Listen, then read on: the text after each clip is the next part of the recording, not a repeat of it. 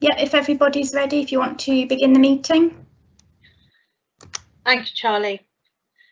Good evening, members, and welcome to the second virtual meeting of this council today, Monday, the 20th of July 2020 at 7:30 p.m. Before we start the meeting, may I remind members to keep yourselves muted until you are asked to contribute to the meeting. I will remind members to unmute themselves prior to a vote and then to mute themselves again afterwards. Any member wishing to contribute to the debate, could you please use the chat function, as we did at the annual meeting, to let me know that you wish to speak, and I will call you to speak in order that I have been notified. Any member joining via the telephone or unable to use the chat function, please speak your name and I will add you to the list. When a vote is taken, I will ask for all those in favour to say for, then I will ask for any against. If I hear a voice against, I will then ask for that member or members to identify themselves and so on. Are there any questions on the process prior to starting? No. Then we will begin. Thank you. So before we start, I would just like to notify you of a change to the order of business. Item 12 on the agenda, no longer to be an exempt item, will be considered immediately after item 10 as part of the open section of the meeting. Thank you. So first item on the agenda, to receive apologies for absence. Thank you, Chairman. We have received apologies for absence from councillors Annabel de Capel-Brooke, Roger Clitheroe, Glenville Greenwood-Smith, Sylvia Hobbs, Janet Pinnock, Ron Pinnock and Jake Bowles. Thank you.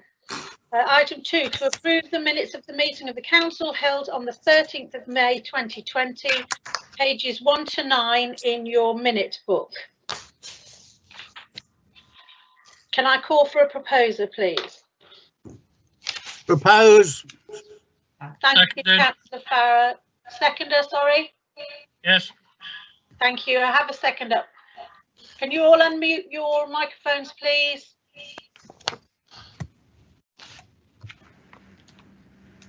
All in favour? Yes. Yes. Any against? No, that's carried. Thank you. Could you please now mute yourselves again? I apologise for the tediousness of having to say that before every vote, but then I think it will help us go through the meeting more smoothly. Item 3, to receive any declarations of interest. Are there any declarations of interest? Members may unmute themselves now if they wish to declare. Chairman, I do. Councillor Peacock, regarding a finance of recommendation that went to PNR, funding for the Greenway to be transferred. I'm the chairman of the board, so it's just a declaration on that. Thank you. Thank you. Are there any further declarations? I can't see anybody in the chat room. Okay, thank you. We'll move on. I do. Oh, beg your pardon. Who's I do? Sorry, I can't work it. It's Marion Holloman. Thank you, Marion. Councillor Holloman. With the discussion to come later about getting the high streets back up and running and the licensing of chairs and tables outside, we have a business in the high street, so do I need to declare an interest? I would have thought a declaration of speed. I'll just check with the monitoring officer. Thank you. Ben or Charlie, one of you. Councillor Holloman, if you're considering applying for a licence, then yes, I would declare an interest. No, we're not. Then I think we'll be fine. Okay, so I'm okay. Thank you. Thank you. Are there any other declarations, please? No? Thank you. Right, item 4, to receive official announcement notices from myself, we will start with.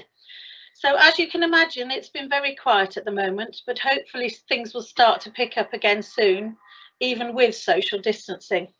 I am, however, hoping to start arranging some events. So I've sent out some save the dates for Saturday the 10th of October and Saturday the 12th of December, and we will have to see where we are by then.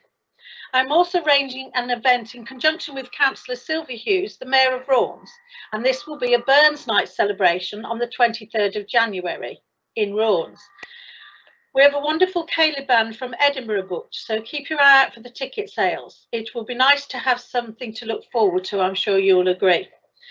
I have decided to organise East Northants Council Chairman's Champions Awards, and this will be launched in September with a ceremony planned for February. This is to recognise all those individuals, groups and organisations that have gone above and beyond throughout this pandemic to help their community. There will be a number of categories for nominations, so I hope you will encourage people to send in their recommendations. Thank you, that is all from me for now. To receive an announcement from the Chief Executive. Nothing from me, thank you, Madam Chairman. Thank you. To receive announcements or reports from the Leader of the Council. Thank you, Chairman. Good evening. So, good evening, members and Chairman. We are living in very interesting times and, of course, did not expect this situation in our final months of East Northamptonshire Council. We are very much welcome the financial support from the government in relation to the unbudgeted and possible loss of income due to this pandemic. This will seriously impact on the 2021 budget and the MTFS going forward. The biggest concern is the collection fund and business rates. The full impact, of course, is yet unknown and will only be known in the coming months. All this has been reported through Finance Sub, Policy and Resources, and of course the member briefing that you're all invited to attend just shortly. And we will continue to report on this situation as we move forward, hopefully into a full national recovery. This will of course have an impact on the two new unitaries because, as you're all aware, any reserves were going to go into making that a stable authority from the start. I would take this opportunity, Chairman, to thank all the staff for not only adapting so quickly and carrying out business as usual, but also dealing with the extra work and the much needed business support grants and all the other grants the government have delivered or we have delivered via this council to the community. I also would like to thank members for adapting to this new way of working so quickly. I think we were one of the first, and we were certainly the first to have an AGM in the county. You will all be aware now that the Enterprise Centre is now completely open, which is fantastic. And although unfortunate, it's in some respects due to the pandemic, it's an ideal time for new businesses to start up and those who may need to rethink their situation. We, of course, would have by now had a ceremony, as the chairman is aware, but I know things are in place to give member tours, and when it is safe to do so, we will obviously have a grand opening, which would hopefully be this year. You may not know, but there are two meeting rooms in the Enterprise Centre, and we have actually named them after two former councillors, which is Philip Hardcastle and Glenn Harwood, and the families gave us permission to do so. So that's very nice to see that plaque on the wall, and a very nice memory from my point of view. I think that is it from me, Chairman. Sorry, it's a little bit awkward still without the podium, but I have nothing else to report. Thank you. Thank you, Councillor North. Yes, I'm sure all members will agree with you in thanking the staff, as you have so eloquently done. Right, moving on. Before we move to item 6, which is the committee reports, I would just like to for members to note that the minutes of the Policy and Resources and the Joint Standards Committee held on the 13th of July and the 15th of July respectively were circulated to all councillors on Friday the 17th of July, so you should have those papers. The planning policy meeting on the 13th of July was cancelled, so therefore there are no minutes for that meeting for distribution. So I'd like to call on the Chairman of the Planning Management Committee, Councillor Philip Stern, to give his report. Thank you. Thank you, Chair. Good evening, members.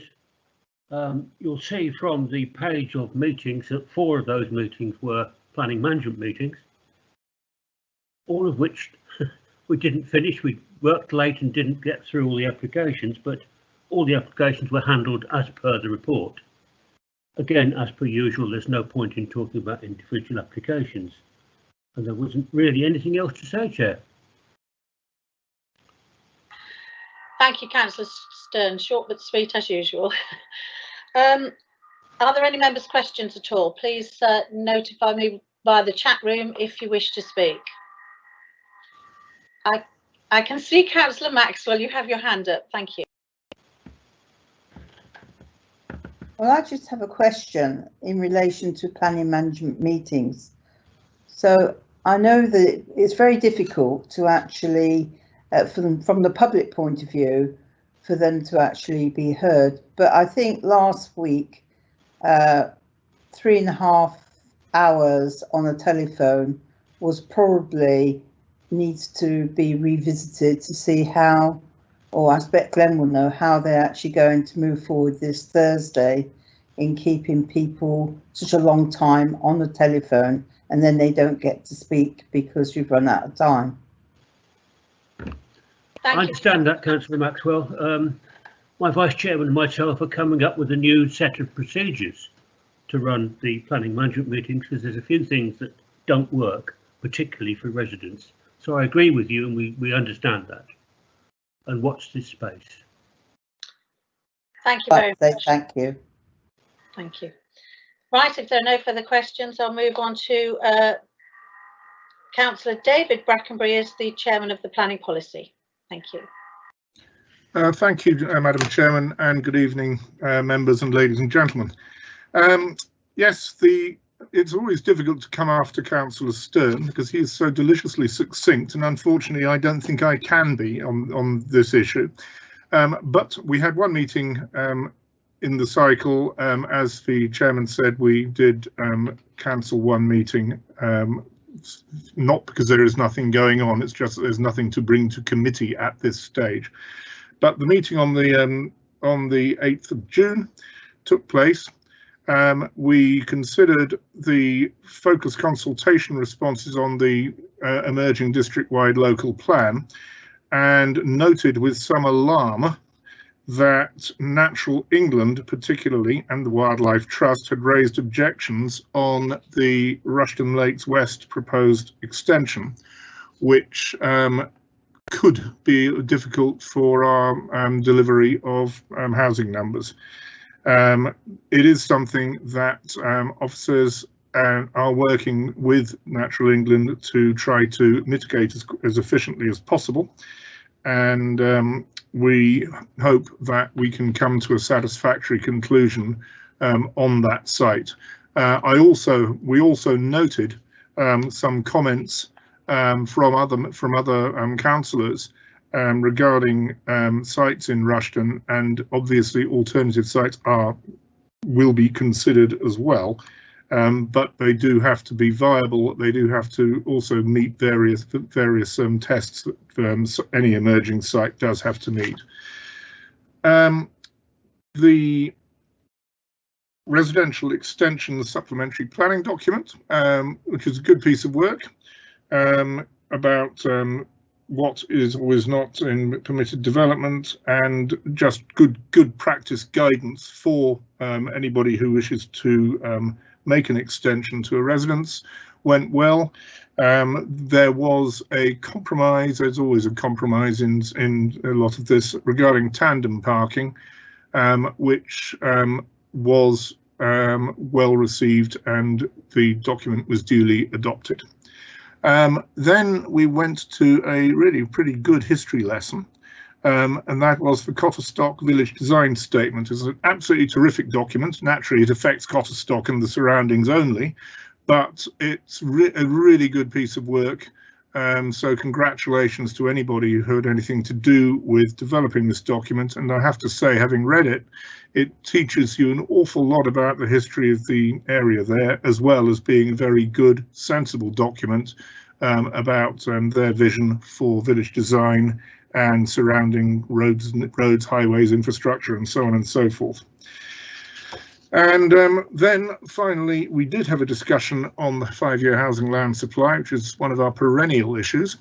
As members will remember, we had a planning inspector's appeal in which he slashed our existing five-year housing land supply from 6.03 years to 4.28 years, thus putting us quite a bit in the red. The council went to the High Court and to the Secretary of State to consider this matter, and the decision of that planning inspector was quashed, and the five-year housing land supply thus reverts back to 6.03 years. It's an extremely satisfactory decision. We got our costs as well, which is always welcome. You never get all your costs in litigation, but we got all the costs you can get, and it has given a little bit of precedent in planning law that this East Northamptonshire decision was so strongly overturned. So that, Madam Chairman, is my report, unless there are any questions or comments. Thank you, Councillor Brackenbury. Are there any questions? I can see Councillor Maxwell. You are raised. Do you not have the chat facility on your computer, Councillor Maxwell? No, I don't. Okay, thank you. Yes, carry on.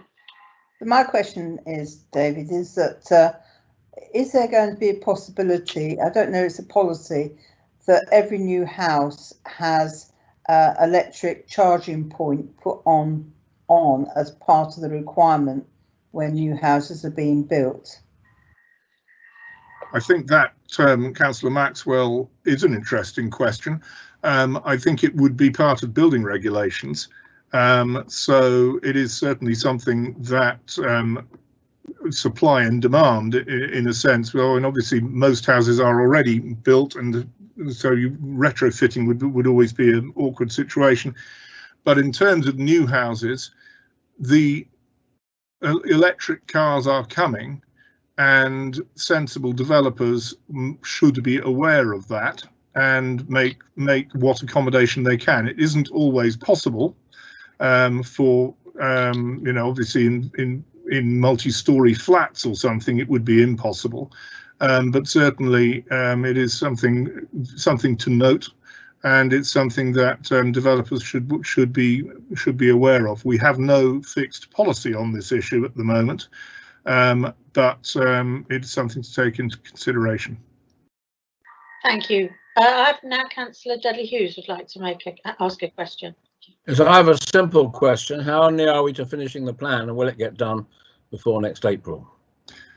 Well, it is a very simple question, which, as always in this business, has a slightly less than simple answer.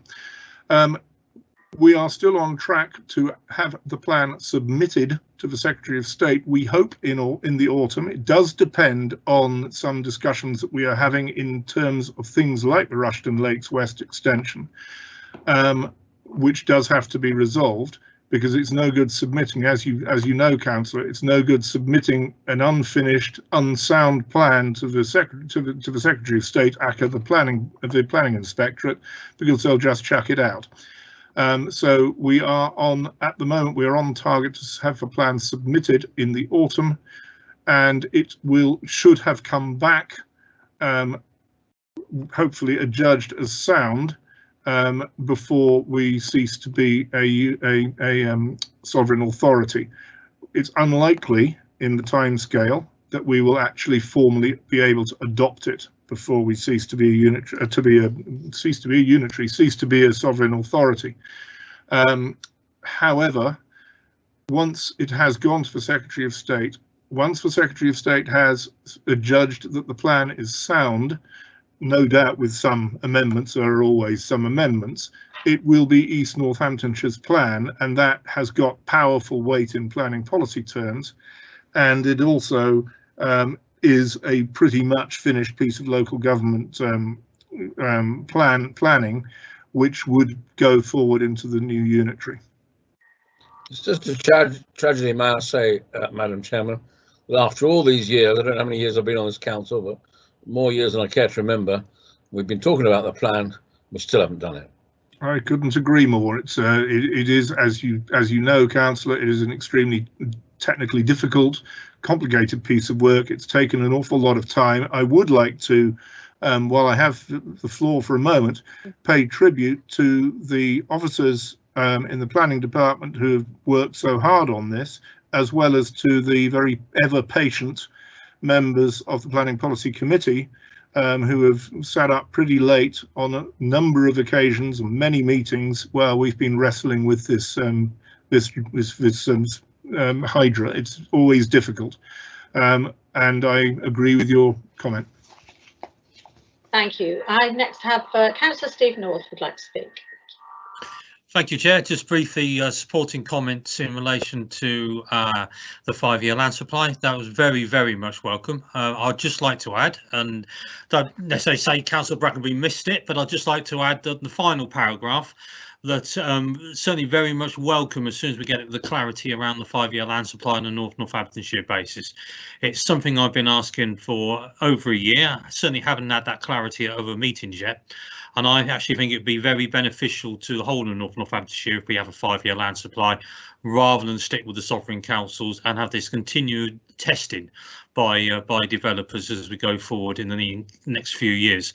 I think we are in quite a unique position compared to some other councils where they've stuck with the sovereign council's 5-year land supply, because we are in one of those positions where we've got a core spatial strategy, a Part 1 plan, and as I say, I think it'd be very beneficial if we can have some clarity on that, and hopefully finally we will get some clarity in relation to that, and obviously we'll report that back. With your permission, Madam Chairman, the leader didn't completely drop me in it there, but he's completely right. I did miss it, and I completely agree and endorse his comments. Thank you very much. I don't have anybody else with their hand up raised to ask a question, so with that I will move on. The next committee is Governance and Audit, and I will hand you over to Councillor Peter Watham. Thank you, Madam Chairman.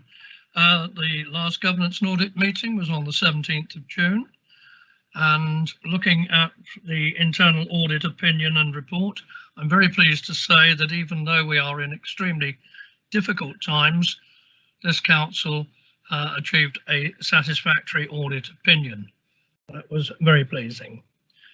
There are one or two areas that need to be worked on. Asset management has some areas where it needs to improve, and there is an action plan in place to achieve that. And be assured that the committee will be keeping a very close eye on those areas on a regular basis.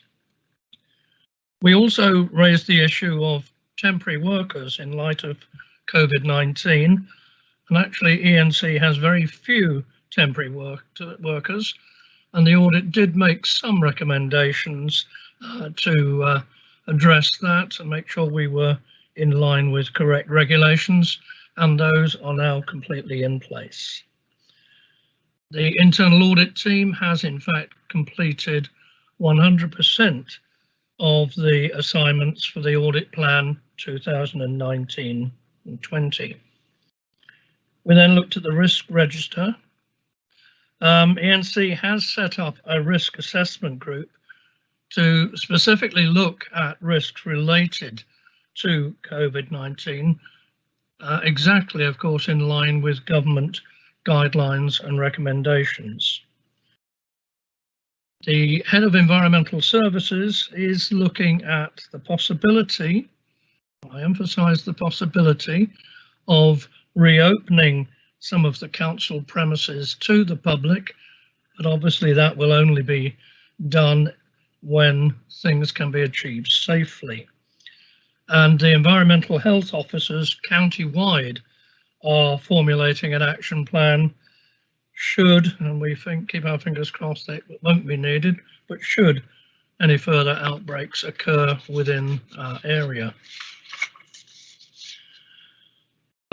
Another risk, of course, is we've received money from central government to help during this time, to help ourselves and to, of course, to help businesses, but that doesn't cover all our costs, and officers are looking at ways of seeking additional funding streams. We have experienced a new risk came up this time. As an authority, we have a statutory duty under Section 149 of the Environmental Protection Act 1990 to collect and hold stray dogs. The usual facility that we use for this, unfortunately, the owner is suffering ill health and is not able to take on any such dogs. But fortunately, we've managed to find, I say we, the officers, have managed to find a temporary arrangement to cover this. Quite a number, now going to cyber security, quite a number of phishing attacks, and that's phishing, of course, with a PH, have been there on our system, and fortunately they have all been prevented. But it is incumbent upon us all to look at the cyber security advice on the intranet and to take a special care when using our email system. We did suffer actually a network outage back in December, and the risk score for that, of course, therefore has increased to reflect that. Given all the government funding for businesses, then one could imagine that the possibility of fraudulent claims coming in terms of the business support scheme, that's always a possibility. I'm very pleased to say that there have been no successful fraudulent claims for funding in East Northants, and our officers should be congratulated on being extremely vigilant in that area.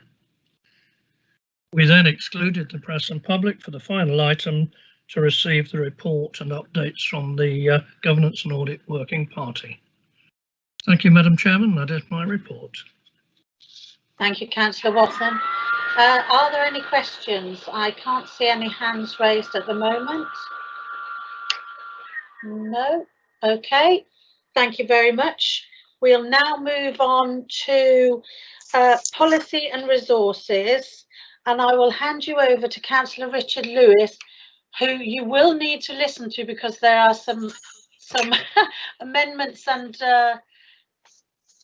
different ways around looking at the recommendations, so please do pay attention. Thank you. Councillor Lewis. Thank you very much, Madam Chairman, and good evening, ladies and gentlemen. As the Chair has indicated, you'll see in the agenda there's actually 4 resolved items. In the event, only one of those is actually shown in the minutes, so I shall refer those to the other pages where you'll be able to see them. And item R4 is actually an agenda item tonight, so that one won't be covered by myself. So if I can refer you to, hopefully everybody's received the papers, which were separate, and it's pages 39 to 77, which covers the PNR of July the 13th, 2020. PNR itself has been fairly quiet, but subcommittees and working parties which report to PNR have been quite active, as you'll see in a moment. So 83, 84 were confirmation of chair and chairman. Unfortunately, I stuck with myself and Glenville for the final fling. If we move over then to item 89, which is the minutes of subcommittees and working parties. Items A, B and C are all personnel subcommittee meetings. All of the minutes are attached, and you'll see there was one resolved item at PNR which regards delegated authority of the Chief Executive. So anyone any questions on those?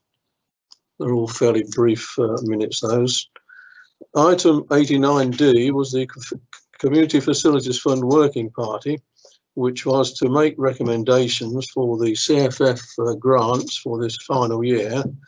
And that is then followed by item E, which was a one-off agenda item for Finance Sub and Performance Sub, Finance and Performance Subcommittee, which approved the grants for this final year.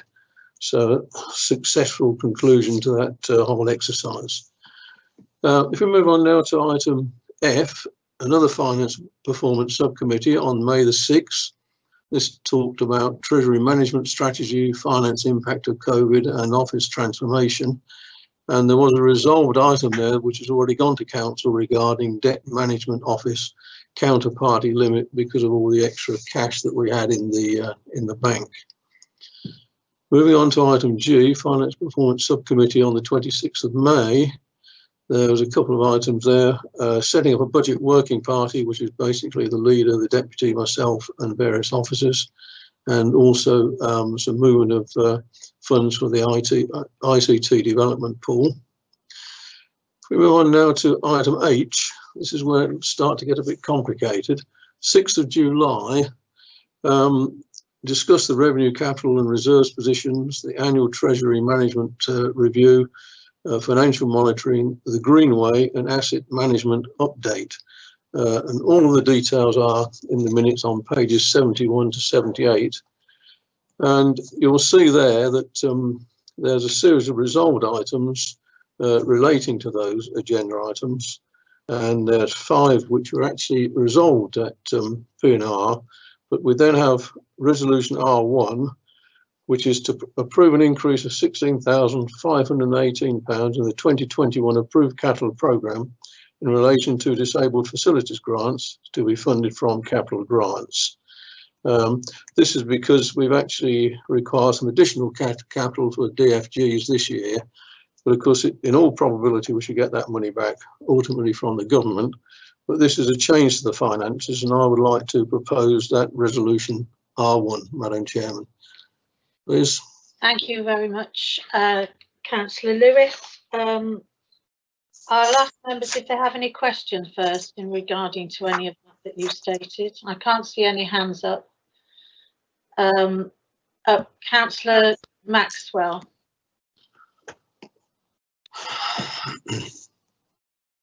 I have 2 questions to ask, actually, if possible. Just going back to the funding given out to the communities, is there any mileage in finding out what the funding actually went to when the actual people applied for it? That's the first question. I think you'll find that each grant is thoroughly assessed periodically through the period of which they're taking place. Yeah. And then you get these lovely pictures of the leader and various other people when they open the facility. So, I mean, they know exactly what's happened to the money, and it's all accounted for very thoroughly. Yeah, I'm not saying about accountability, I understand that, but, you know, it would be quite nice maybe from the public, because, you know, they tend to think that we don't necessarily give grants out, but it would be quite nice if sometimes the public were aware of some of the grants which were given out. I mean, under my elbow nearly is one of the copies of Encircle, which is delivered to every house in East Northamptonshire, which has given a lot of good exposure to that subject. And I think you'll find that when we announce that awards are available, then the people are there immediately. So I think there's an awful lot of people very aware of this thing that's been going on now for quite a few years. Yep, I'm not disputing that. I just think that it'd be quite nice to see sometimes. Now, my second question is just going back to the disabled grant. We quite often put in chair lifts to go up the side of a stairway, which I don't know what the cost is now, but it used to be about £10,000 each. When they're finished with, they're not recycled, and that I find that rather sad that we don't recycle some of the things that we actually give grants out for disabled people. The question is, why not? Well, I think to some extent you're right. This has been discussed at some length about what can be done, and I think rather than go into it this evening, you know, but what we can actually reclaim, we do try and reclaim. But it sounds a very easy thing to do, but in reality, it turns out to be quite a bit more complicated. Thank you, Councillor Lewis. Yes, I'm sure we have discussed this on numerous occasions, I'm sure. And you are right. What can be reused is reused, as I understand it. I do have Councillor Sarah Peacock would like to speak, please. Thank you, Chairman. I believe that the figures of what's gone to the community is on pages 55 and 58 of the reports. The totals are there from the community grants. Is that what Councillor Maxwell was after? Yeah, 54 to 56. That's where you want it. Correct. All these minutes are appended. Yeah, so hopefully that'll help Councillor Maxwell. Thank you, Councillor Peacock. I have Councillor Andy Mercer. Thank you, Chairman. Could I request that where you're going to send out papers to follow, you allow an adequate length of time for members to receive them? Normally we get allowed, say, something like 7 days, but if it takes 3 or 4 days through the post and then it's got to sit in quarantine for 4 days, it's still sitting in an unopened envelope. Yes, that's a very good point, Councillor Mercer. Yes. I do understand the pressures that the officers are under as well, but yes, we do have to take into account that some papers are being quarantined. But I do think that members did receive them via email as well, if I'm correct. Yes, they did go out by email. Thank you.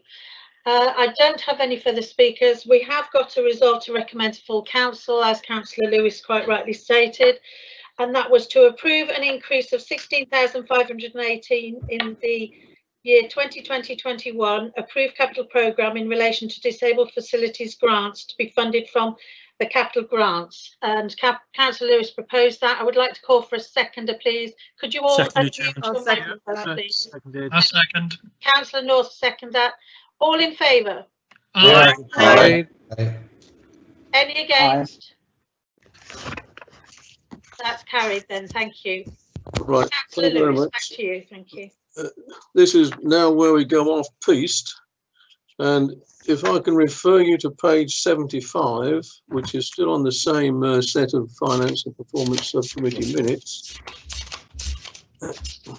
you will see there is a result to recommend to full council, which is a purely mechanistic thing, which is that the annual Treasury Management Review 2019-20 be noted, and this is resolution R2.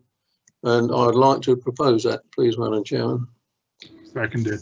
Thank you, Councillor Lewis. I have a seconder from Councillor Brackenbury. Thank you. Can you all unmute your microphones and I will call for a vote? Thank you. All in favour? Aye. Aye. Aye. Any against? Okay, thank you very much. I'd now like to refer you to page 77. And you will see at the top of page 77, there's another resolve to recommend to full council. And this one refers to funding for the Greenway, which is for phases 7 and 8. Greenway, yes, for phases 7 and 8, where there's a lot of difficulty in actually being able to spend the money at the present time.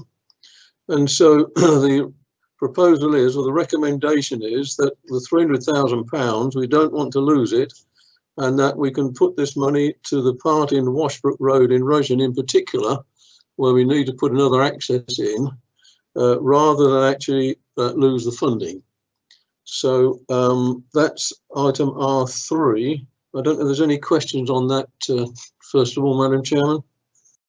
Thank you. I have Councillor Steve North would like to speak first, please. Thank you, Chairman. As in the meeting, I'd just like to add my support to this. It's very unfortunate in relation to the bridleways, in relation to 7 and 8 of the scheme, but it is an overall strategy, and I think it's very appropriate that we can look back to an earlier phasing. As you all know, the strategy was adopted by the council, so there's no reason it's not a new budget item as such, because it's already part of the programme. So I certainly very much, and if you don't mind, Chair, I'm happy to propose this in relation to transferring it to that. I think it is worth noting that this is to put in the structure. This is not to complete the actual way across from the Washbrook Road down. It's to put the structure in place. And as I said during the meeting, it would be really good if the rest of the funding could be found some way or another before the vesting day, that we can actually deliver the ramp down rather than just the structure itself, but actually complete the project by the end of the council. But as the papers say there is 106 opportunities and one thing and another. So just hopefully the whole scheme could be completed put in place. But that said, Chairman, very happy to propose and very much support the transfer from 7 and 8 to back to phase 1 in relation to improving the Greenway access points. Thank you, Councillor North. So we have a proposal, but I will just call Councillor Maxwell is notifying me that she wants to speak. Thank you.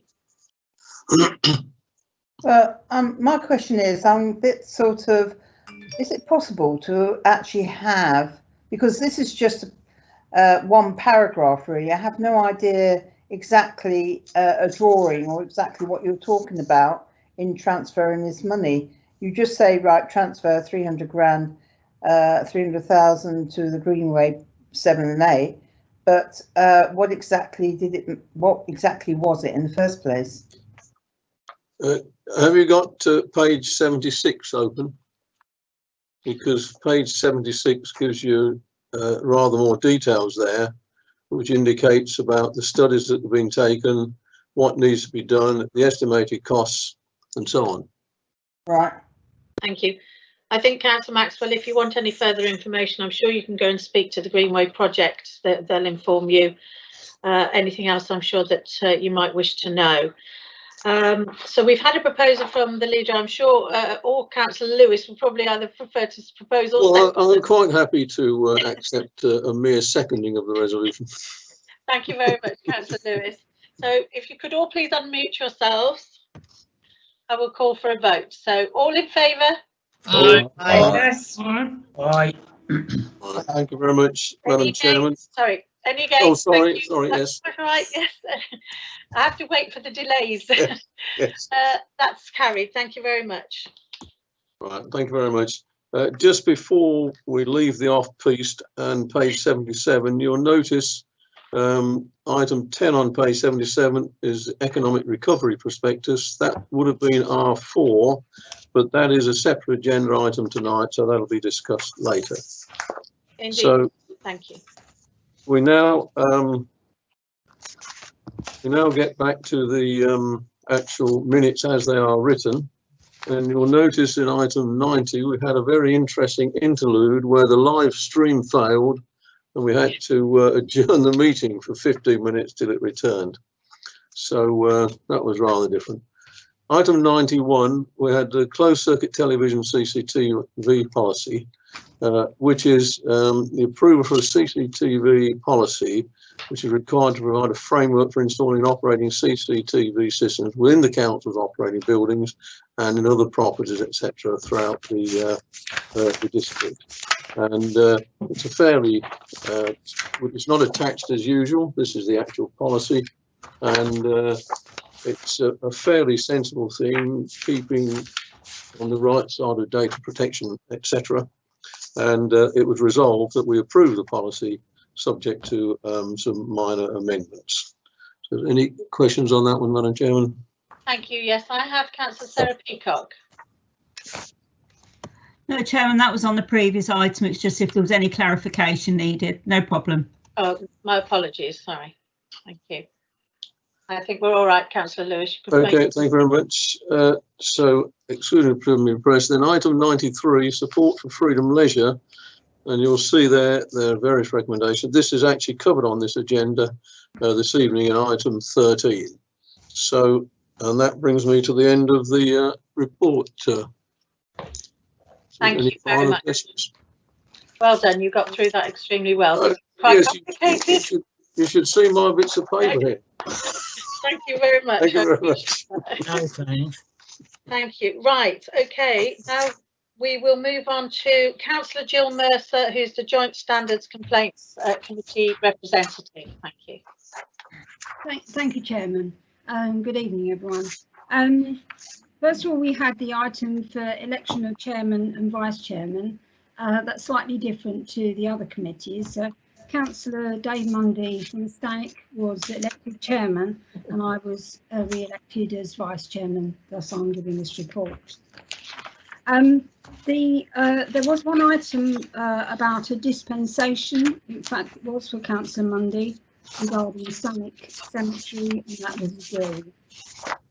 We also welcome back to the council Babs Morris, who was previously assisted the council as interim monitoring officer, who's returned to the council on 24th of June, working 2 days a week to assist because the other two, Bhupinder Gill and Ben Smith, are very busy.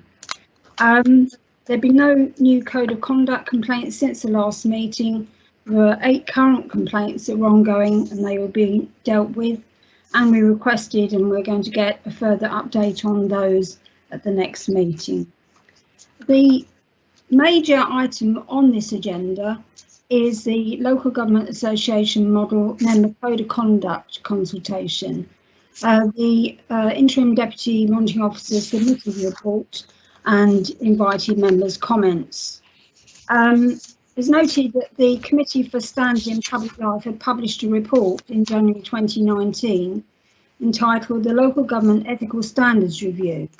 The outcome of the review resulted in 26 recommendations, including that the LGA create an updated code of conduct, consultation with representative bodies of councillors and officers of all tiers of local government. The LGA recently issued a draft member code of conduct accompanied by 17 questions for response during a 10-week consultation exercise running from the 8th of June to the 17th of August. And in order to assist the committee, the Interim Deputy Monitoring Officer had made some suggested initial responses to the questions, and we went through them one by one. There was quite a lot of discussion on this. There was felt to be an imbalance in the, some of our comments were felt to be an imbalance on the current standards regime with the ability of an accuser to remain anonymous, whilst the accused councillor, even if cleared of the accusation, had their reputation damaged. That's point one. Point two, it was strongly felt that there needed to be a focus on transparency and openness in the new model member code of conduct, and also that it should not be able to be used as a political device between political parties. They're all in the minutes, but I'm highlighting the ones that I think are the most important. There was a need to clarify the difference between when acting in a party political environment as opposed to being a councillor. The first 12 of the specific obligations, one of them was treating other councillors and members of the public with civility. We asked for that to be amended slightly to say with civility and respect. The response, question 8, we asked that that be supplemented with a further comment that the committee considers the sanctions available as part of the current standards regime as too weak and as a result are inadequate. It was considered the guidance on bullying and harassment should be strengthened regarding the protection of councillors, particularly following some high-profile cases involving politicians in recent years.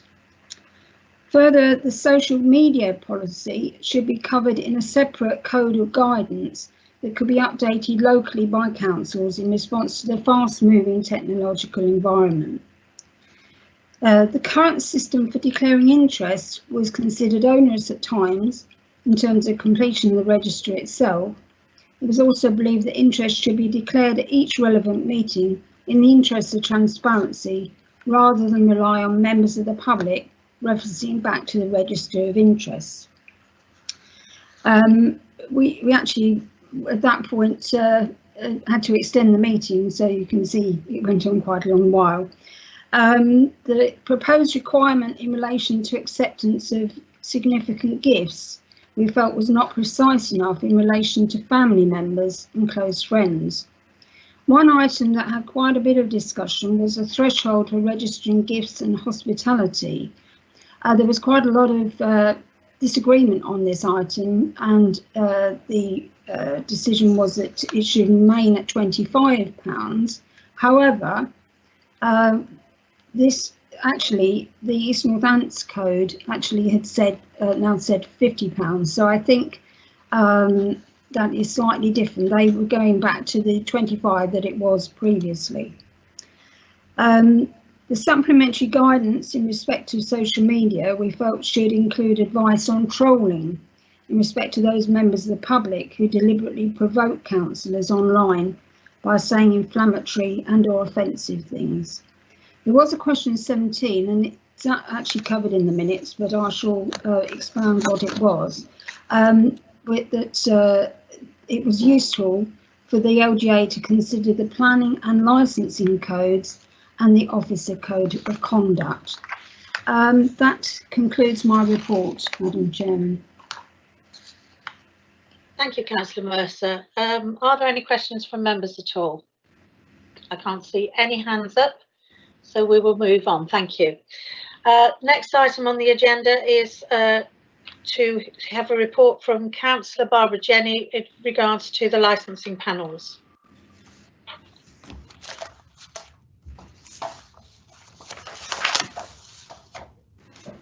Thank you, Madam Chairman.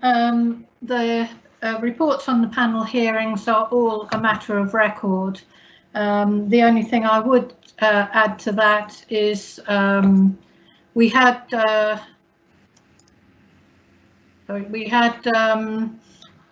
our initial panel hearing where we had to.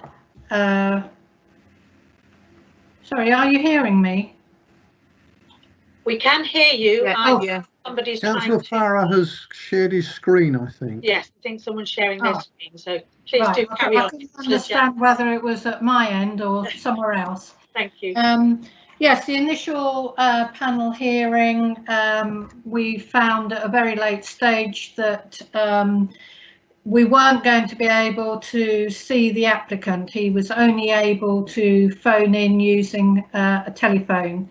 However, officers were able to overcome that situation. It's obviously vital that we are able to see the applicant when we're asking questions of him and or her, and that they can see us. But having overcome that problem, the following two panels did work effectively. The reports otherwise are all a matter of record. Thank you.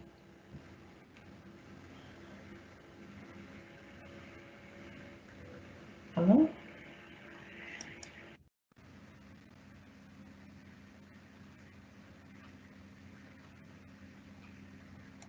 I think we've lost the chairman. I think we lost everything. Madam Chairman, where are you? My apologies. I have just reconnected. For some reason that kicked me out. So I'm back on screen. Is everybody else there? We are. Yes. Thank you. Right, you're all coming back for me. My apologies.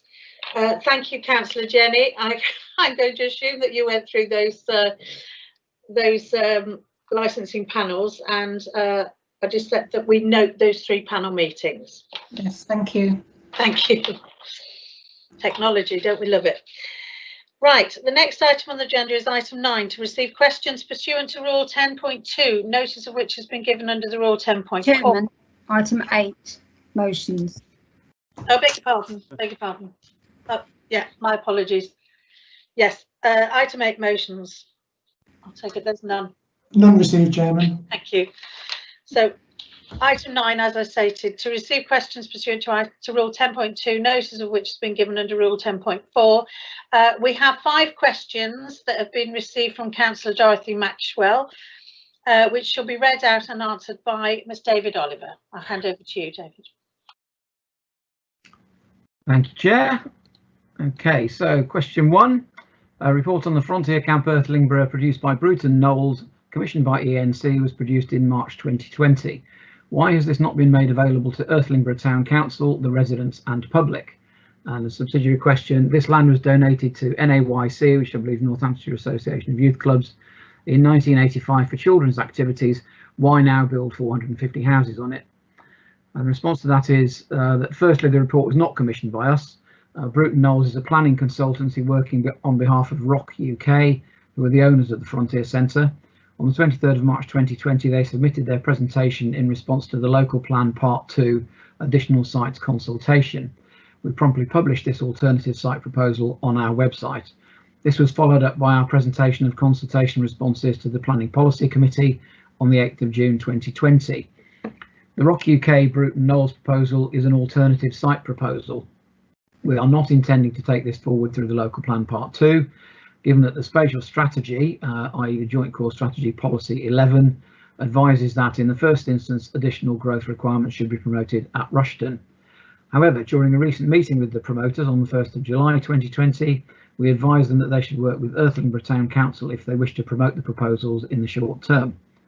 Rock UK are fully entitled to promote their proposals either through the local plan part 2 and or the emerging Irthlingborough neighbourhood plan.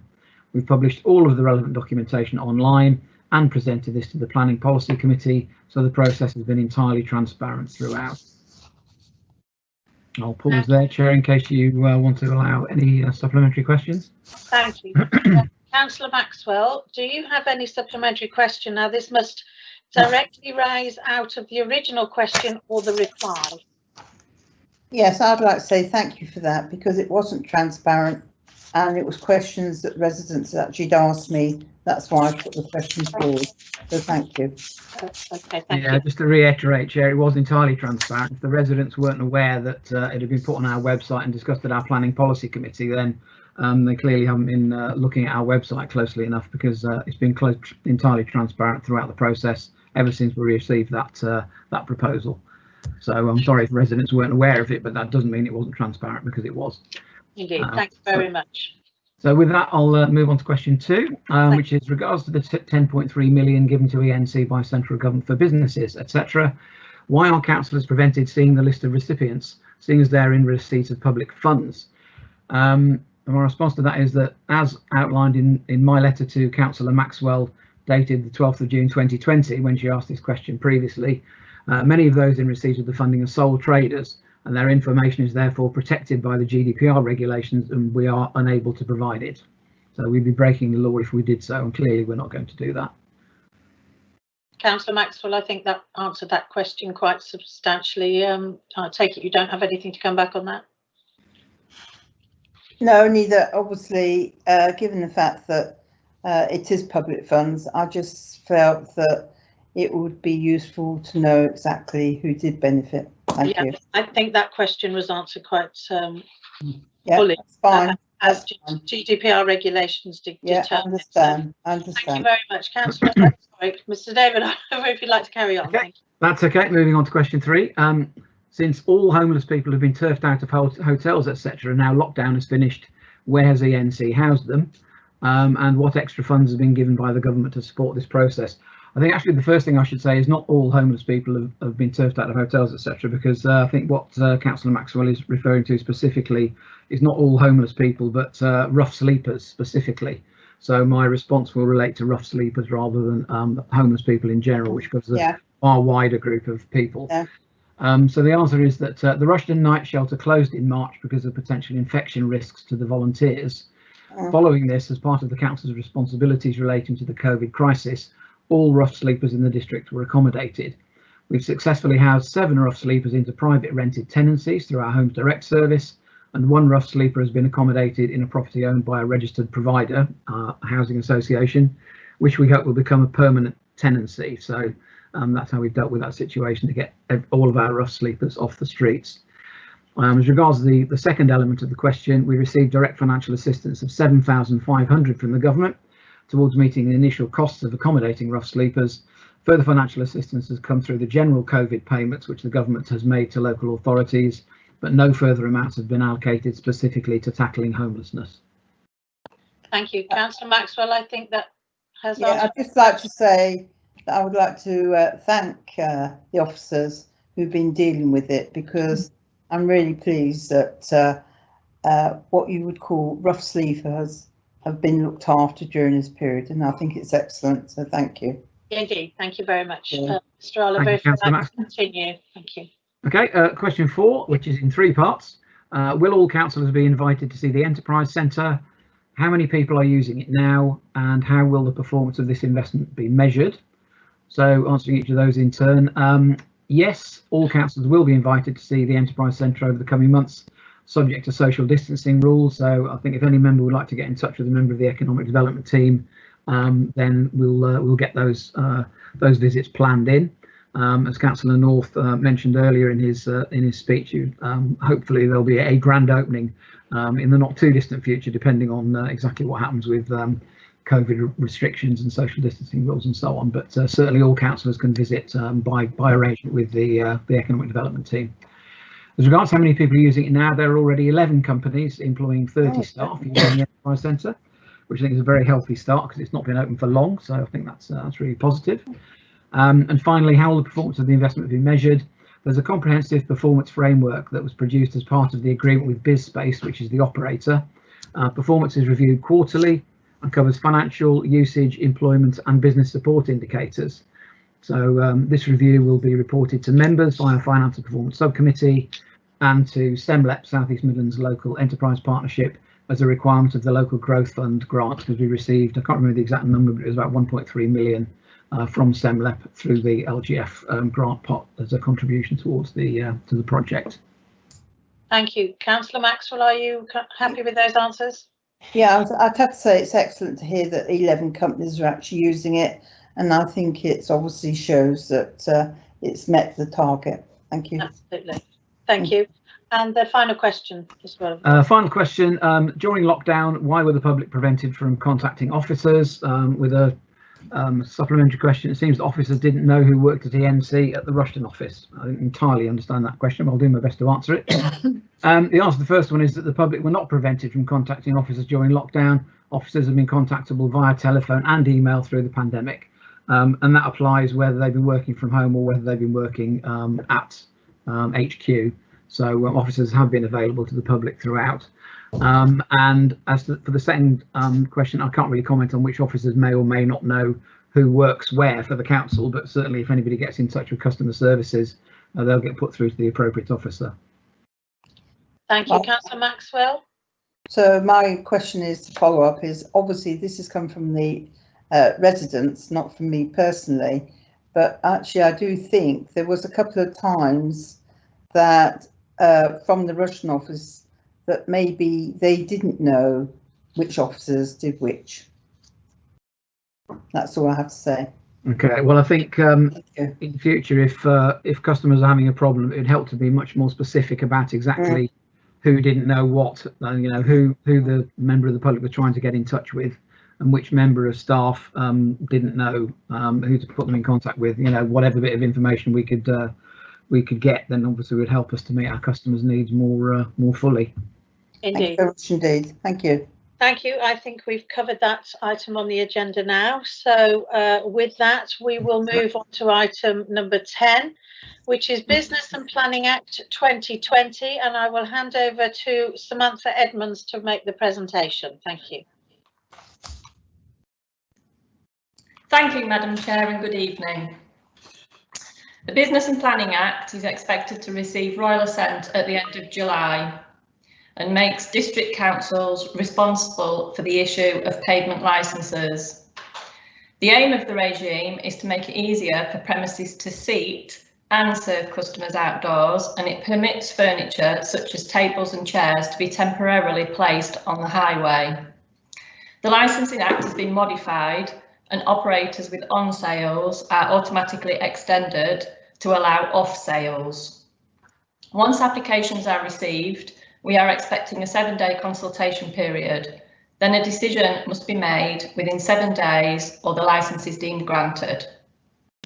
After taking account of representations, we can grant or reject the application.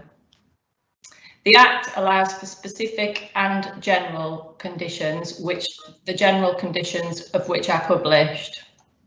If conditions are breached, we can take steps to remedy the breach or revoke the licence. The Council is recommended to delegate authority to the Head of Environmental Services to adopt the measures contained in the Act when it is enacted, and subject to this, approve the fee of £100 and delegate authority to those officers detailed in paragraph 3.2 of my report. I need to make members aware that since writing my report, it has come to light that both Kettering and Wellingborough councils have opted for no fee in order to support the economy. Corby Borough are still intending to recommend a fee of £100, so members may therefore wish to consider whether to also opt for a no fee. The amount of income that ENC would lose by foregoing fees is not expected to be significant, as not too many of our businesses actually lend themselves to being in a position to apply, in that we don't have too many premises with large pavements out front or large pedestrianised areas. Thank you, Madam Chair. I'm happy to take any questions. Thank you, Mrs. Edmonds. Right, I have a number of speakers on this item. First on the list is Councillor Lee Wilkes. Thank you, Chairman, and thank you to the officer for such a clear and concise presentation. I understand why we would be considering charging businesses, because clearly there is a cost to these things, and it is always nice to get businesses to cover our costs where those businesses cause ENC to incur such costs. But we are in unusual times, and I certainly think at the moment that ENC should be doing everything it possibly can to support local businesses. In fact, from what I can see, ENC are doing everything it can to support local businesses, and I think we should extend that when it comes to these licenses. So I just can't see that we should be charging businesses that desperately need our help, and we recognise that, the government recognises that, that's why we're offering pavement licenses. I just think that at this moment in time, East Northants should be not charging a fee. I can see that our neighbouring councils have done it, but actually that's it's almost irrelevant in my thinking. We should be doing what we can to support our businesses. And further than that, I understand that not many businesses are applying, but I would like to make sure the businesses are aware of this type of license. I can imagine there are some businesses that actually aren't even aware. So, Madam Chairman, while I can imagine that you want to get other members' comments on it, I would be happy to propose actually that we just simply do not charge our businesses for this particular licence application. Thank you. Thank you, Councillor Wilkes. I now move on to Councillor Andy Mercer. Thank you, Madam Chairman. I would like to support what Councillor Wilkes has said, and if he were to continue with his proposal that we give licences with zero fee, I'd be happy to second that. There's several reasons for that. We need to support local business, but more importantly than that, we need to be seen to be supporting local business. If, say, 50 stores in the district were to adopt this licence, that would still only be £5,000, which compared with our grants elsewhere is peanuts. But it's a gesture, and it would do something to help improve the morale of the local businesses. I'd like to go a bit further than that, though. If there is a suggestion that a licence either be refused or revoked, I would like us to institute an appeals procedure to a panel of licensing councillors to consider whether or not that licence be removed. For most other procedures where there's licensing involved, we automatically provide an appeals process. I feel that we need to do so with this one. So first of all, I'd like to second Councillor Lee Wilkes's proposal, but secondly, I'd like to add that we add an appeals process for licences that are refused. Thank you, Madam Chairman. Thank you, Councillor Mercer. I have now Councillor Tony Boto. Thank you, Madam Chair. I do agree with the previous two speakers. However, I am somewhat concerned about the whole concept as expressed in clause 2.4. I'm interested in what these conditions might be in terms of individual premises licenses. I am aware that since the easing of lockdown and pubs being open, I've had reports of a number of instances of some fairly close social distancing inside pubs and perhaps some unruly behaviour. And certainly I would be really alarmed if pavement started opening up with people sitting outside on pavements until 2 o'clock in the morning, which is what our existing licensing conditions allow. So whilst, as I say, I agree with the sentiment of the previous two speakers, I would hope to see there's some control in this whole exercise, insofar it would be highly inappropriate for outside loud conversations to take place in areas which are residential. So I would certainly hope that in granting such licenses, due regard is given as to where these pavements might be, and whether they might interfere with the natural comfort and nice relaxed living of our residents. Thank you, Madam Chair. Thank you, Councillor Boto. I now have Councillor Rupert Reichhold, who had his hand up. Thank you. Thank you, Madam Chairman. On balance, having reflected, I side with what Councillor Wilkes has proposed. In the present circumstances, we must do what we can to encourage local businesses. I consider that cafes and pubs should be dealt with entirely separately. What I have in mind really is greengrocers and butchers, because if people buying meat and vegetables and such like can buy them on little stalls that the merchants set up outside, they won't need to go into the shops.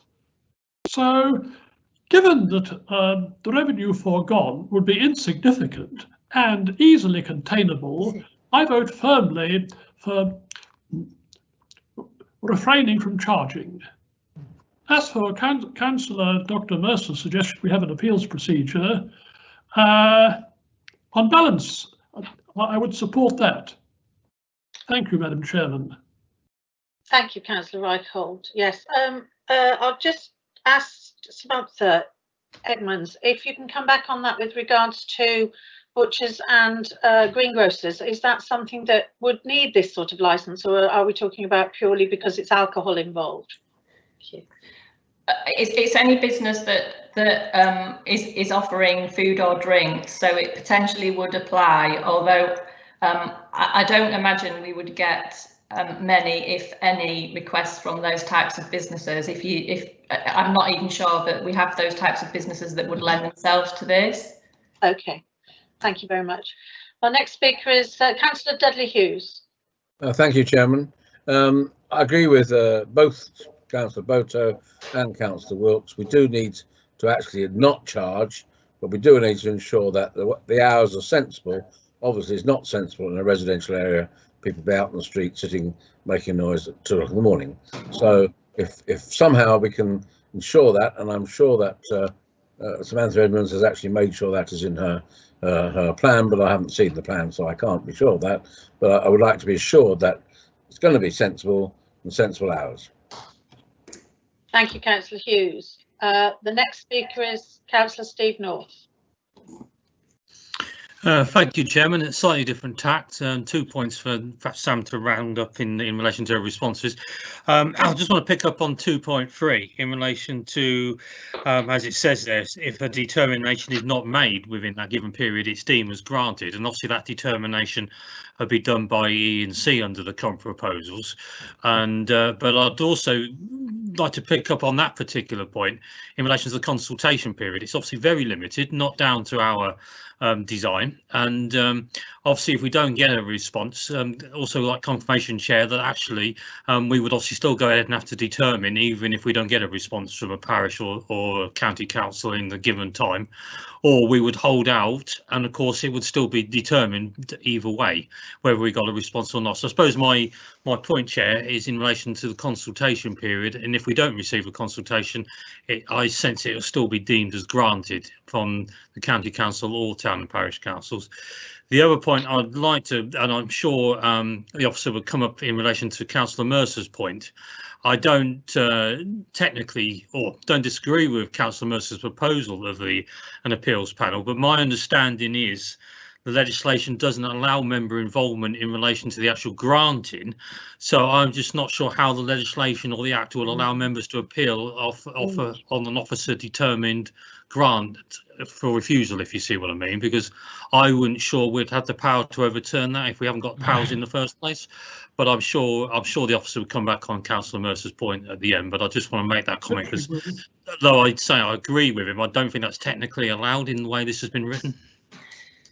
Thank you, Councillor North. Councillor Reichhold, are you able to mute your computer, please? I shall do that with pleasure, Madam Chairman. Thank you very much. The next speaker I have is Councillor David Jenny. Thank you, Chairman.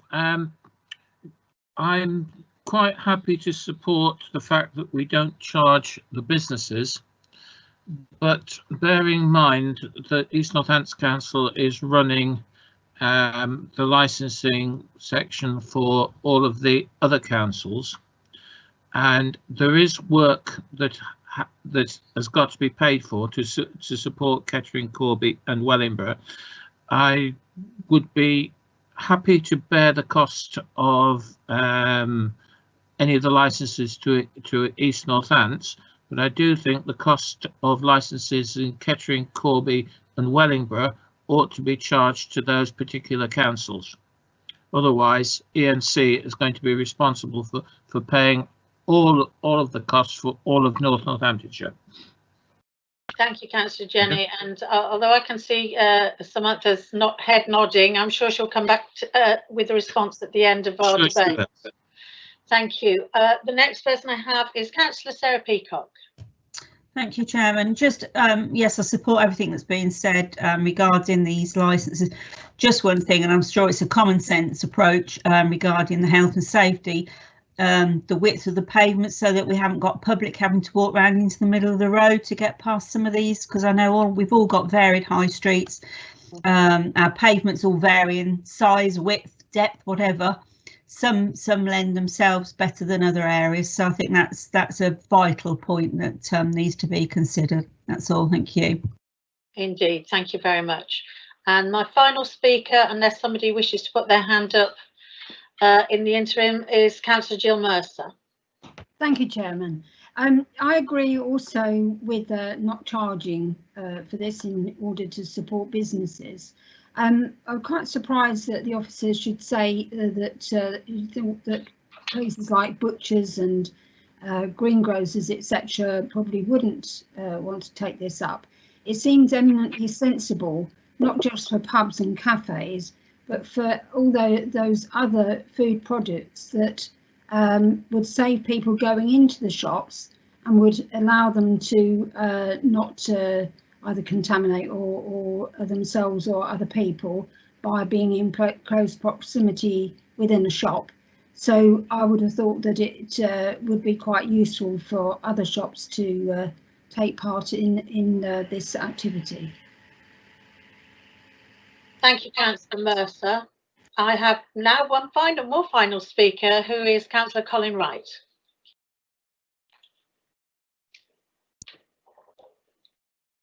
Councillor Wright, are you there? I'm there, Chair. All of a sudden the screen went blank and I panicked. Can I just come back on Councillor Peacock's point of view? It's a valid point. If we give the licence for premises that have seating outside and someone trips over a chair, then liability should be with the shop. But we need to make sure they realise their liability. Otherwise, people could say, oh, well, the council gave me the licence, and maybe starting to look to claim from us. So that needs to be written somewhere in the agreement. I don't know how that's done, Samantha, but worth mentioning. Thank you. That's a very valid point. Yes, absolutely. We do need to be very mindful, obviously, of people with disabilities using the pavements as well, such as people with guide dogs and blindness and things like that. We should definitely make sure that all precautions are taken into account. Although I can't see Councillor Maxwell, I understand from a number of members that she has raised her hand and would like to speak. So, Councillor Maxwell, are you there? I am indeed, actually. Thank you, Chairman. What I would like to say, actually, is looking at 2.4, I feel that having people being able to sit outside. So if you look at Higham, for instance, if people are familiar with Higham High Street, there could be an actual problem because it's actually, most of the pubs are actually next door to residential living places, and that could be an issue for them. So I think that that has to be somehow mapped into this agreement, that if a resident complains, that it is taken up by environmental health to make sure that residents are not actually harmed by what's going on outside. Because I know from my own personal opinion, where I actually live, we actually have this every Friday and Saturday, people trotting up and down completely paralytic. And on the other hand, if they're sitting outside, this could be an issue for those living next door to a pub. Thank you. Thank you, Councillor Maxwell. I think I have Councillor Peter Wathen who would like to speak now. Thank you.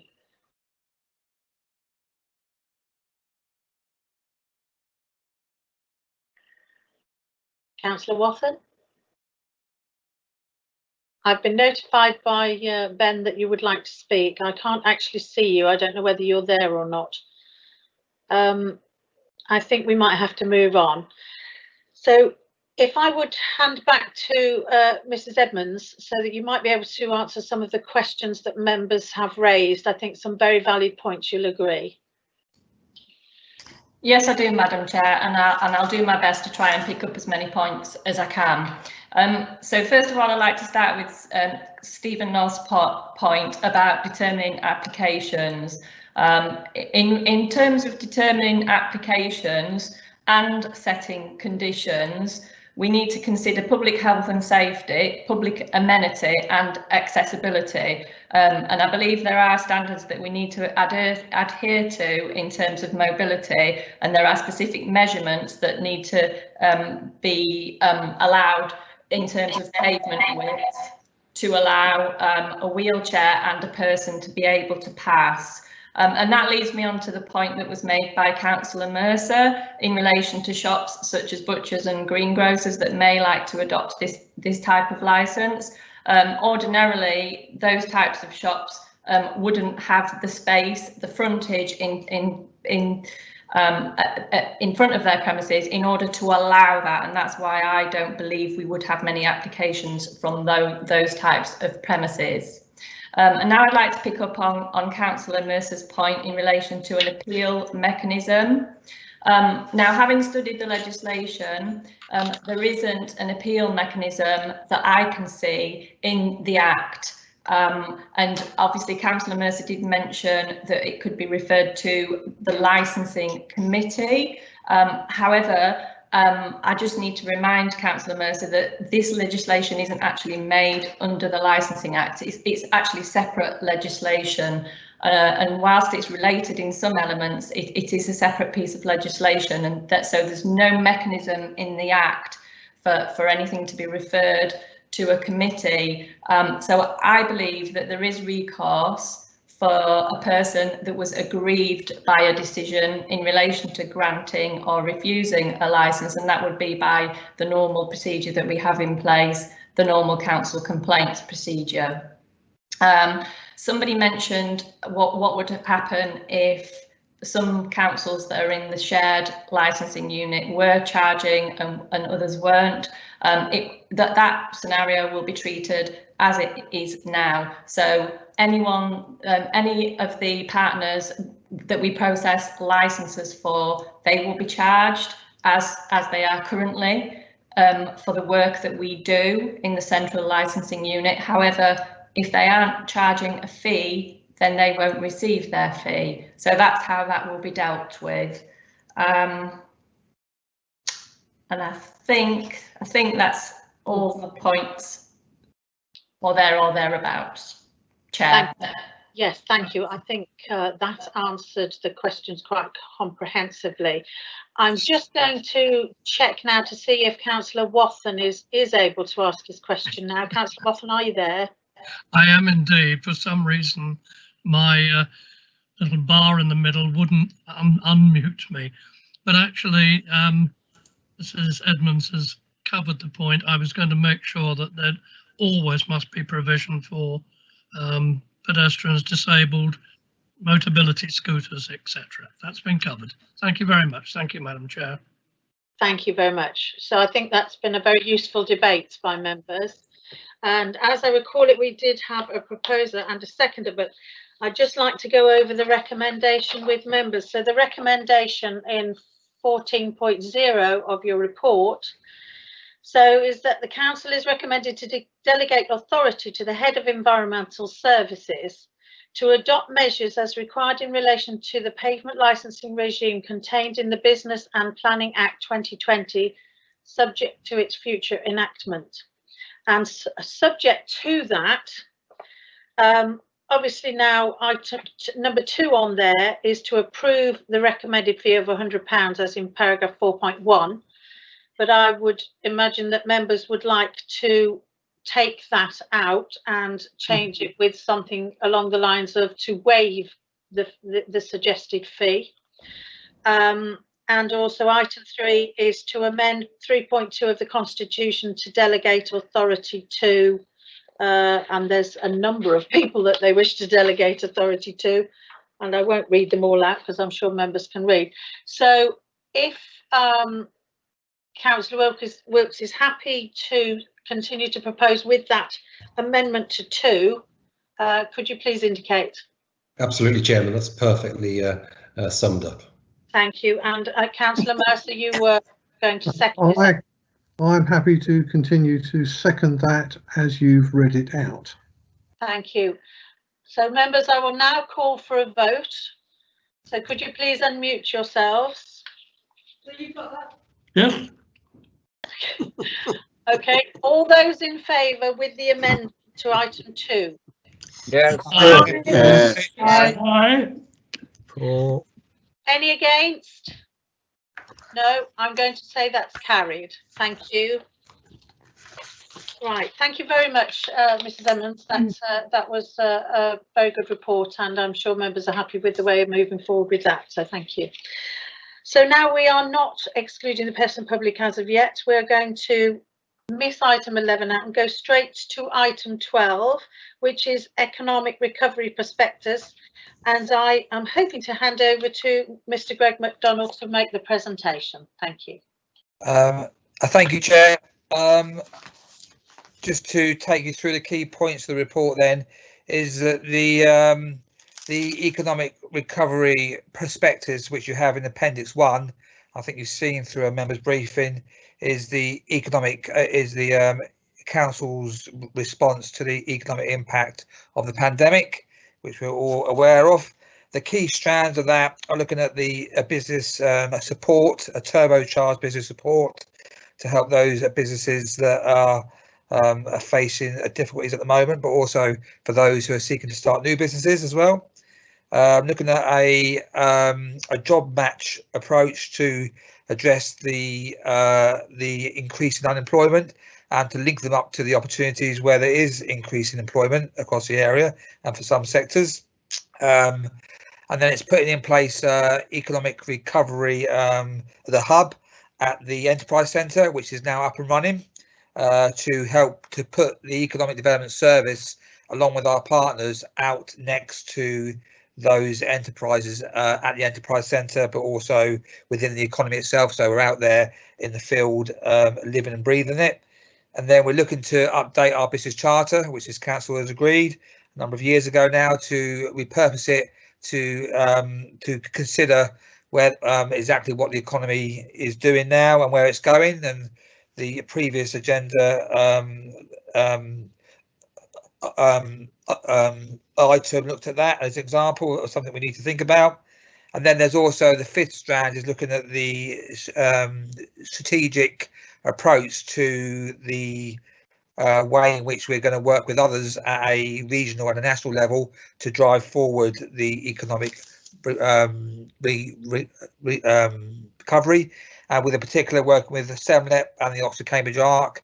And there's also a national programme as well. So you'll see in broad terms, if you go to the section on finance, what the ask is, and we're looking for investment within current budgets at the moment, which is up to the 31st of August of £30,000, and then we're looking for an additional investment of £220,000 from September until the 31st of March next year, and that would be the phase 2, and that will involve taking forward all those and accelerating all those 5 work streams, and ensuring that we are continuing to drive and support the economic recovery that is required across the area. There is a Northampton picture here, obviously that's coming in play on the 1st of April next year, and we are working with partners across Northamptonshire to look at that wider picture and how that will come together and how we can start to join up the resources and enjoy the associated economies of scale.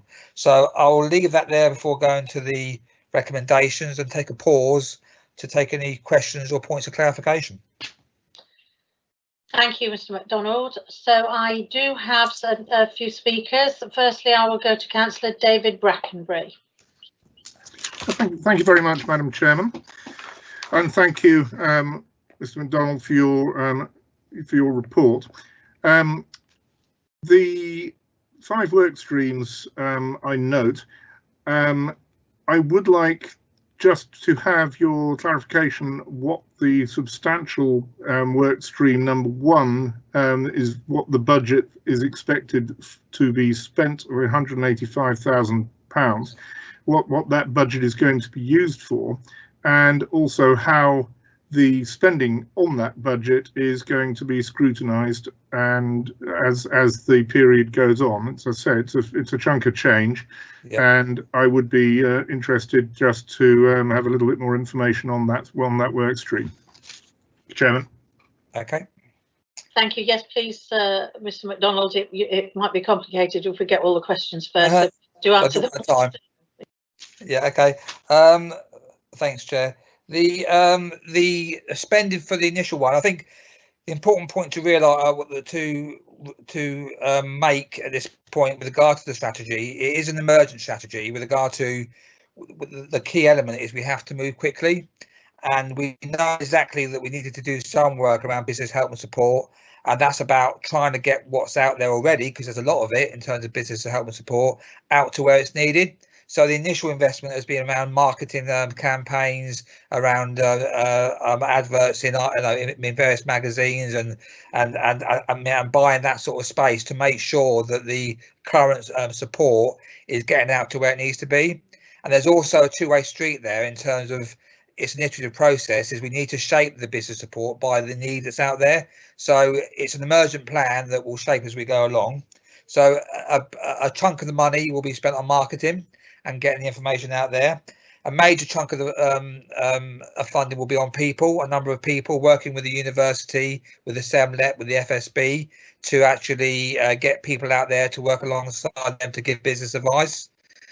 There'll be an element of memberships where there's a program with the FSB to provide cheap access to their membership and all the services, and that's so that's partly what we're offering in partnership with the FSB. And then there's also some accommodation. So although we've got a new hub at the Enterprise Centre, and it's our Enterprise Centre, we still have to pay for it and be a customer on that front. So we're still paying rent, it has to be furnished, and we're actually, to actually be in that situation where we're working alongside those other new businesses. We're also, interestingly, and it's slightly not a cost, but just to make you aware, is we're talking to the Crown Estate about potentially getting a unit at Ruston Lakes, where that will give us shop a window to the whole recovery initiative, not just for us but for all our partners, to actually to get access to the 4 million people a year who go there, to really start to address and encourage people to engage. So that would be part of the marketing as well. With regard to the scrutiny, I think the recommendation will say it if I can find it, but we're looking to obviously do a finalisation of the programme as it emerges. We're asking for delegate authority from myself and the chair of Finance and Performance Subcommittee. but there will also be regular reportings back to that committee to update exactly what's happened in terms of the programme and the outputs and the outcomes. Okay, thank you very much for that, and I do welcome the fact this will be coming back to Finance Sub on a regular basis, because, as I say, it's something we do need to keep an eye on, and I appreciate the response. Indeed, and thank you for the question, Councillor Brackenbury. Next speaker I have is Councillor Steve North. Thank you, Chairman, and thank you, Councillor Brackenbury, for raising those points. And we did pick that up at the last Finance and Performance and Policy and Resources in relation to the spend over the period to the end of this council, because that obviously those sums always look a lot in relation to the end of the year. But you'll note from the report that it is looking to come out of the business rates risk reserve, so that money is there, and it's obviously not a budget request to increase the budget as such in the incoming year. But that's not what I was going to. Oh. Sorry, Chair, I decided to be cut off then by my own Wi-Fi. It's had enough for me already. I just wanted to mention that overall, from members' point of view, obviously this council, although we've been here 6 years in relation to this term, one of the key points that we wanted to make sure is actually reduce outward employment to Northampton and make sure East Northamptonshire was a bit more self-reliant and less reliant on logistics and that outward employment. And I think the only way you could do that is support medium and small enterprises, which is obviously why we've delivered and built the enterprise centre. So I think ongoing in relation to obviously the recession we're in, you've seen the figures, I'm sure, in relation to unemployment that's increasing. I think as much as we can help businesses in one place and support businesses in East Northamptonshire, the better in relation to supporting our community. And I would welcome that actually this seems to be the only economic activity in the whole of North Northamptonshire, if not Northamptonshire, in relation to proper economic development arm of a council. So from my point of view, I think we're probably doing more than anybody else in supporting businesses through what's being suggested in this paper. Thank you, Councillor North. Yes, I now have Councillor Dudley Hughes.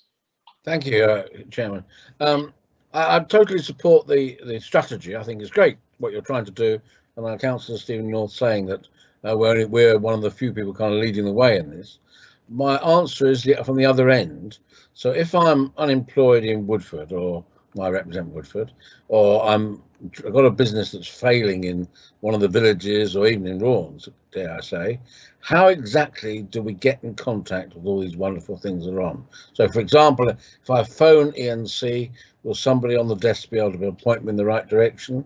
Or will you be putting up notices? And we have a wonderful system of boards in Raunds with what's going on. It could be you gone to there. Are you going to go to the villages and set out? Because I'm just thinking that it's all right for people who are au fait with computers and doing all the rest of it. A lot of people are not like that, and they're not got jobs because their jobs have kind of disappeared because they were at the bottom end of the job market. How can they find out what's available? Thank you.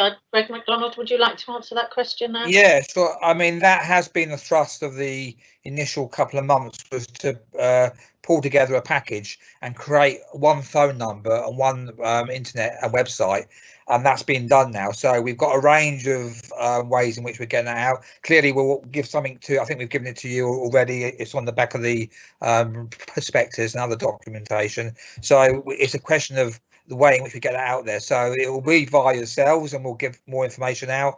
We've actually we've done some flyers, some A5 cards and postcards that will go out to all the town councils. It's gone out to every business in the area that's got a copy of that as well. So that's been sent out in the post and by hand by a lot of the town councils. And it's also being put out in the End Circle as well. So it's getting out there. But as you quite rightly say, is that we can never do enough. And that's where a lot of these initiatives fall over, by not getting the fantastic offers that are out there to where it's needed. So we encourage you as the members in the area to to actually, to help us get that across. So we can give you some marketing material to do that. But fundamentally, there's a phone number, there's a website. There'll be, and we're looking through the economic recovery of the hub is eventually to have a place where people can meet as well. We are meeting some people already, and we can arrange those visits on site at the Enterprise Centre. But the big prize for me to address that, if we can do the deal to get something at Rushton Lakes, where people can access as a hub, that's where we'll access a lot of people. So that'll give us a shop window. Thank Can you. I come back? Yes, Councillor Hughes. Can I suggest that you send a simple piece of information to all the clerks and ask them to display them on their notice boards, because even in the tiniest villages they tend to have little notice boards, and people who are perhaps at home and not got much to do wander around the village and they see a notice board that says, do you realise you can get help here? If that is a positive suggestion, because I think the idea is great and what you're doing is great. And yes, at Rushton Lakes, you can't get to Rushton Lakes from Great Adford or Woodford if you haven't got a car, because there's no bus. So therefore, it has to go out much more out to the ordinary, people out there who are sadly sometimes not very mobile in terms of got the ability to be mobile. Yeah, indeed. I'll take that away as an action. But any other ideas, please keep passing them through. Thank you very much. Yes. Thank you. Thank you. The next speaker is Councillor Jill Mercer. Thank you very much. I very much welcome this. I just have a question about particularly the work stream one.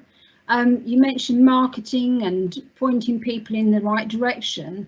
Will there be actual access for members of the public or the business community to have individual advice, or will they just be pointed to one of these schemes? I'm aware there are people that miss out on some of the government schemes that for one technical reason or another, and I just wonder if this is going to address some of that and point them in the direction of some other help that they might be able to get.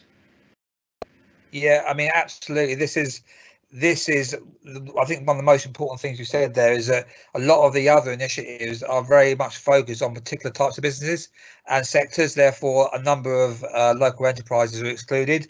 We are absolutely focused on the area, so there are no exclusions from what we're putting forward, and we can do that. So our offer is opening up to everyone, and we're working with the university to do that. So we're accessing their advisors. And if you ring that number up, you'll get someone at the end of the line who will talk to you and understand what your issue is and either deal with your problem or pass you to someone who can. So that will be done by phone now. There's lots of there'll be lots of events that will be going on eventually when we can meet again. I mean, there's a number of online events at the moment and training sessions, but we will be meeting again and having those events where people can come and one of the important aspects of this is not just to get the information and support and advice, but it's to meet other people in the same boat. And that's the networking bit, which is so important, which unfortunately is lost a little bit at the moment, but we will get that back again. But what we're thinking about, and one of the things just to share the emergent thinking, is that with the Enterprise Centre, we're not expecting to be full for at least 18 months. So we do have space there, and we're talking to the Job Centre with potentially and the business support companies to say you could actually meet people here in a safe way within the guidance if we give you an office, and therefore we could use, I mean, if it was full you couldn't do that, but if you could use an office, and I think they're calling it, they want to develop these in the Job Centre at a national level, but they can't find the space. But we can provide that at a local level where people could come in and actually meet with advisors on a face-to-face basis. So we're exploring that as well. But that's a part of the role of the one that the idea we're exploring with the Crown Estate to have a shop front is that will enable people to walk in and get that advice. And then I think taking that to the next level, it's a way we can do the outreach work from there to work in some of the town councils and the rural areas as well. So that's still emerging, and any ideas of how we might do that, we're talking to some town councils already how we could do that. But again, as I've said at the start, this is emergent thinking. We've not had all the answers from day one, and we'll get the answers as we go along. Thank you. I am mindful of the time. We have a few more speakers to go, and we may need to just extend a little while, but I'll wait and see how we go. We might need to extend when we go into private session. So my next speaker is Councillor Richard Lewis. Thank you. Thank you very much, Madam Chairman. I mean, very briefly, I think it's firstly a very good thing that East Northants are looking at doing this. I don't think there's an easy solution to sort out which the way forward is, particularly under today's circumstances. But I think with this sort of multi-pronged approach that we've got, and being flexible, accepting it's a moving situation, then I think I fully support this proposal. Thank you very much. Thank you. Thank you. Thank you, Councillor. So my next speaker is Councillor Andy Mercer. Thank you, Madam Chairman. I'm old enough that I can remember going through something like this in the early 80s when I was setting up businesses in the middle of a recession, and various councils were offering us free office accommodation or subsidised office accommodation. However, this time round it's different. This time round it's not just a question of networking and finding customers, it's about finding technical solutions to social distancing. So we should be not just trying to set up a single point of contact and giving people leaflets. We should be finding some way of organising consultancy support for businesses that need to operate within a social distancing environment. If you go to, say, some pharmacies or some shops, they've put up plastic barriers between the customer and the staff in order to try and minimise the interchange of aerosol droplets. Now, this is obviously a specialist field, and there must be experts around, or there must be people who've learnt about it. That sort of expertise is needed by a lot of the stores, a lot of the businesses, if they're going to carry on trading. So we don't just need to do the networking side and the leafleting side. We need to try and put people in contact with the specific technology that is necessary for their businesses to continue working. And I don't actually see that mentioned here. Yeah, very good point. Yeah. Sorry, I mean, I was just to say quickly that that's integral to the whole programme in terms of the way in which we're moving this forward. I mean, enterprise and innovation is absolutely key to the way the whole of enterprise in East Northants. And I think, you know, we can't actually build innovation, say that, you know, build something and say that's innovation. All we can do is create the virtual real space by which people can actually come together in a virtual real way and innovate. And that's absolutely what the Enterprise Centre is about. And I've seen that happen in other roles that I've been in, where you get people coming together and you actually see the sparks and you see the ideas starting to flow. So I think that's a real encouraging thing I'm seeing, is we do get people still ringing up about grants and wanting grants, and we will help them where we can. But the people I want to speak to are the ones who are ringing us up now and saying, I want to trade in a new way. I want to actually access a new market. I want to actually try this new innovation. And those are the people that we need to actually access and help and support. Thank you. My final speaker, I think, is Councillor Barbara Jenny. No. Am I correct? You did put BJ down. I presume that is Councillor Barbara Jenny, or was that an error, Councillor David Jenny? Yeah, it was, sorry. So Councillor David Jenny. It's a typo.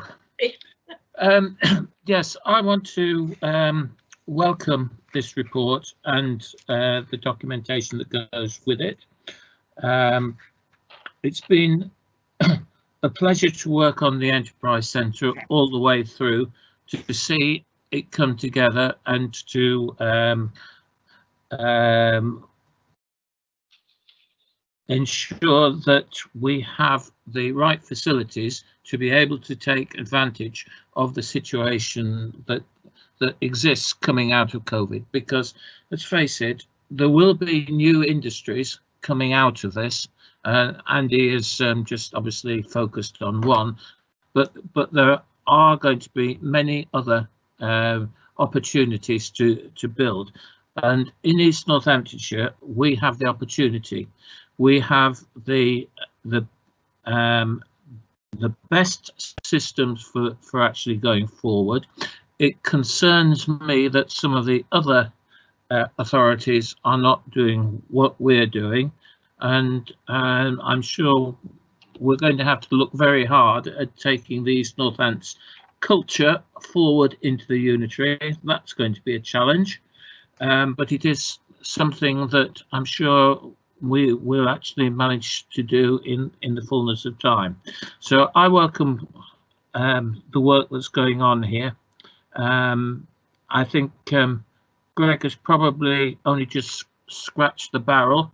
It'll be a matter of him being controlled and make sure that we actually keep it focused. But it's going to be an interesting ride. Thank you, Councillor Jenny. Yes, I'm sure Mr McDonald will be looking forward for all the member participation there. Yeah. I have been notified that I have Councillor Dorothy Maxwell with her hand up. Councillor Maxwell. Thank you, Chair. I'd just like to say I'm really pleased that you've actually got 11 people already in the Enterprise Centre. I think that's brilliant.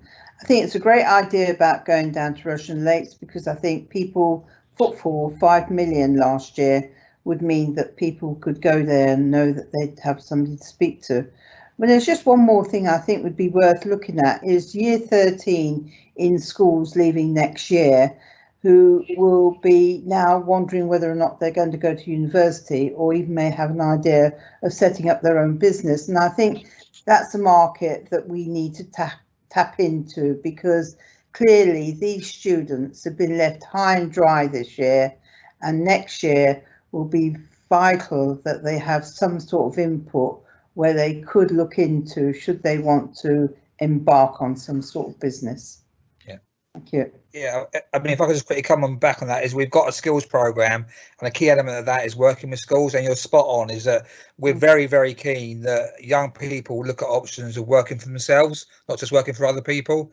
And I think the Enterprise Centre is not just about the existing generation, but it's about inspiring the next, and that's absolutely what it is doing. I mean, you can see the look on young people's faces when they see the pictures, and that's in their area. And I think I'll just come back to one point that was made to me the other day, and it wasn't obvious to me, but it's about you as a council. You said, you know, you're clearly an enterprising as a council, and you don't normally hear those words of enterprising councils, but we are an enterprising council, and that is absolutely what we need to hold on to as part of what we move into North Northants. Thank you. Yes, Good. thank you. I think we've had some very, very good points made by members, and obviously thank you, Greg, for all your responses. We do have the recommendations in the pink papers. As you will see, there are a number of recommendations. So the first one is to approve the Economic Recovery Prospectus Appendix 1 and associated work streams and the budget and sources of funding detailed in this report, including a drawdown of 195,000 from the Business Rates Risk Reserve, unless an appropriate external funding stream can be identified to cover this cost.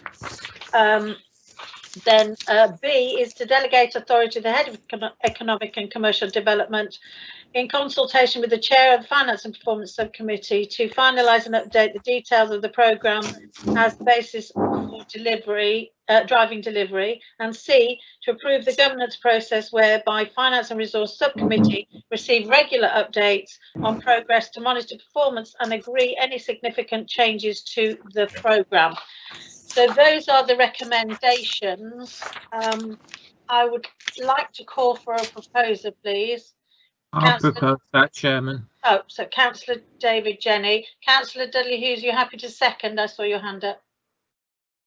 Can you unmute yourself, please, councillors? I will be calling for a vote. So Councillor Hughes, you're happy to second? It's all three recommendations. Thank you. Yes, all three. So I'm calling for a vote now. So please make sure you're unmuted. So all in favour of all three recommendations? Aye. Aye. Any against? Any abstentions? That's carried. Thank you, members, and thank you, Greg. That was a very comprehensive report. So we are at 9:24 now. So I'm going to call for the private session. If I can find my piece of paper, there we go. So the next item is that the council should resolve to exclude the public and press from the meeting during consideration of the following item of business, which is item 13, support for freedom leisure, because exempt information as defined under paragraph 3 of part 1 of schedule 12A of the Local Government Act 1972 may be disclosed. So that's my proposal. I would like to call for a seconder, please. Seconded, Chair. Thank you. So now I'm going to call for a vote. So can you unmute your machines, please? All in favour? Aye. Aye. Any against? That's carried. Right. It is 9:24. Obviously, we are not going to complete this agenda item in the next, 5 minutes now. So are members happy to extend the meeting? Can I have a proposer to extend, please? I propose. I second. Thank you. All in favour? Aye. Any against? Those that are against obviously may leave the meeting as and when they wish to. So we're happy to move on now. So Chairman, Still if you live, Chairman. if you just pause at that moment, Chairman, yes, just while we finish the live stream.